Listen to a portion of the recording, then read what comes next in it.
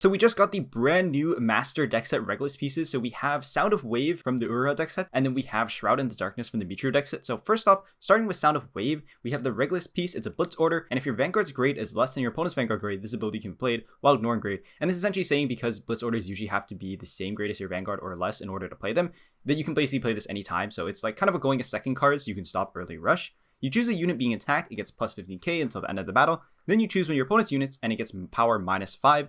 If your opponent persona roll this turn, it gets power -10 instead of -5. And again, this is for end of turn, until end of turn, so essentially the entire turn. So this is really nice for early rush, especially if you're going second and your opponent's like tri-laning you, because you can -5, make that column not hit, and then make like OT pass for Van and save yourself an extra 5 or 10 shield. Honestly, I was really disappointed in Sound of Wave reading it first, but after thinking about it more, it seems really, really nice. If you compare this to Twin Cast on base, it's plus 10 on play, and then if you're playing like a grade 3 deck, it's plus 15, so it's 25 shield total. This is essentially 25 shield as well, but it's 10 for the turn for restanding rear guards. So the last thing I want to note about Sound of Wave is the value it provides on persona turns. I kind of alluded to this before, but being able to -10 for a restander is really nice. And then as a note, you can also choose your opponent's Vanguard because it says units and not rear guards. So being able to minus power, let's say on like Dragonic Overlord or Varga that's restanding, is honestly pretty strong and definitely impacts, especially for Varga specifically because it restands 3 times, the amount of guard that you have to use throughout the entire turn. So I think that's just a really interesting thing to note. And as we see more design gimmicks and more Vanguards that restand, I think this will be really interesting. But anyways, moving on to the next Regalis piece, Shroud in Darkness from the Michiru Deckset. So if you do not ride from the ride deck this turn, this ability can be played without paying the cost. And you play this with Counter Boss 1. You choose up to 2 non-Sentinel Norm units with different card names and the sum of their grades being less than or equal to your Vanguard from drop and call them to Rearguard Circle. And if you called 1 or less, you put this card into Soul. This is generic res for every deck, which is really, really, really good. Bab can put back their restanders, can call like Teethfelt off this in like Luard or Regael and just do crazy stuff because it's off an order, not a unit card's ability. This is also really good in all these Stride deck sets because you're not riding for that turn, you're striding. And then because you're grade 4, you can call 2 things. So like for example, in Shiranu, you can call back Furai and like the other restander Sekie. You can call, so I made like a list of looking at the Stride deck set. Honestly, some of them look kind of mid for the synergy, but we have like Shiranu, again I said Furai, double restander. Messiah, you kind of want ladder for Soul, but you can call back your pieces even though you're already doing that. For Jet, you could call like Nocturcia Forcolor. Night Rails, everything comes back from drop, you can call like Lazy and Bone. For Luar, you could call like Semius Teethfelt. So there's a lot of potential for this, and again, it's generic. You usually, again, want to use this on a turn where you do not ride from the ride deck, so you're not playing Counter Boss 1, so it's essentially free, and then 1 extra Soul could come up.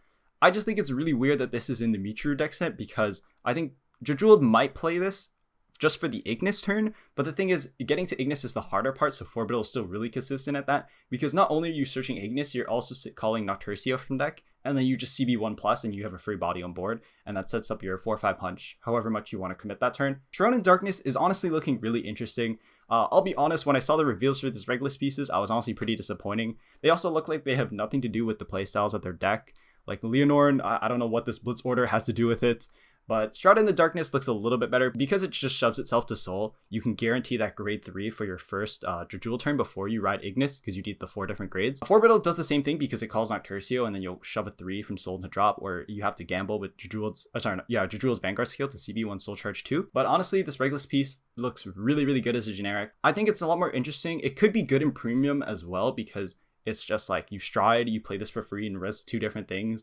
Like there's so much application for this in premium. The problem is ladder is still really good because decks that want to kill in 1 turn and 1 shot, or like crest decks want to like make sure you can't interrupt their rears that are like bajillion power because of crest scaling, and ladder just tells your opponent no for 2 turns, for your turn on your kill turn and then the turn after. So essentially it's just too good. Like ladder is really hard to compete with. It's also Soul. Also something to note is it's really nice in the Bav mirror as well, so I'm not sure how good Shroud in the Darkness will be. You definitely want to pick it up from the deck set, and I think these Master Decksets will be really, really great introductory products as well. They also showed the triple rare character packs, and we don't have a lot of these effect triggers in English yet from Deluxe, and also from World Just Season 2 and 3 as well. So we have the effect triggers, by the way, for draw, crit, and front for both Michiru and Urara. So these will also be really nice. And apparently there's a chance of them being hot stamped as well in the product. I assume we'll get that product information for English later. It's not on the site right now. Really, really interesting that we're getting this. And I think these triggers will honestly go for a lot, especially for people that really want them. Oh, okay. So the last thing to cover is the Vice reveals. And honestly, They're a little bit disappointing. I think if you're a Vice main, you'll really love these. But the deck still looks really counterblast heavy. So the new order discounts basically the CB for your Mystic rears. So you play this if you have a grade 3 or greater Veissrugr. You choose what your opponent's rear guards, retire it. So removal is kind of nice. And all of your Vanguards get auto Vanguard circle once per turn when your rear guard with Mystic and its card name is placed on rear guard circle by unit's ability. Until end of turn, the cost of the unit's original auto ability is reduced by CB1 until end of turn. So you still kind of want to play Bubble Mine or some kind of CC. But this basically makes your Wolf and the new Snake completely free. But you still have the CB for Van skill is the issue. And so the new Snake, Garzorum's, is when he's placed on rearguard circle during your battle phase, so it doesn't work during main phase, unfortunately. If you have a grade 3 or greater Veissrugr in his card name, you can cost counter +1 till end of opponent's turn. Opponent's next turn, this unit can't be chosen by card effect, so it essentially gets resist, and it can attack from the back row, and during your turn, if your opponent's Vanguard is grade 3 or greater, it gets +5. Play normal order, it gets +15 instead of +5, so you're usually reaching, I think it was around 35 in the anime, could be wrong on that, but still really nice numbers. So Veissrugr does 5 attacks, you're basically going to have really big columns. Unfortunately, Veissrugr's skill does force you to call in a column, so you're probably going to call like Wolf and Garzorum's in the same column. But I think the deck will get a lot better as you get mythics. It just looks really mid for now because like the numbers are nowhere near as big as Bav. You're doing a lot of good deck thinning, but I think the deck definitely has potential. And I think if you're a fan of the deck, this is like a really big upgrade, especially with the order discounting the CB, because you could play Energy for Wolf, but you're probably discounting Zarum's CB now, which is really, really nice.